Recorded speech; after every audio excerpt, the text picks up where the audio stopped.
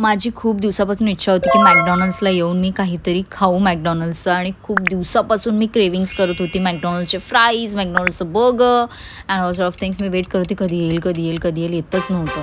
Finally आलं तेव्हा मला एवढं जास्त बरं वाटलं आणि खूप जास्त भूक लागलेली माहिती आहे, खूप जास्त.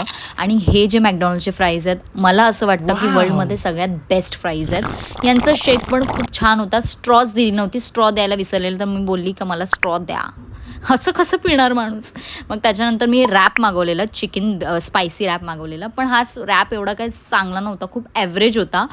सो तुम्ही कधी ट्राय करायचं असेल तर नका करू, because it was very average, but still you can try it once. मग त्याच्यानंतर मी एकटी गेलेली आणि नेहमी लक्षात ठेवा, जेव्हा पण काही तुमची क्रेविंग असेल खायची, ती स्वतः पूर्ण करत जा.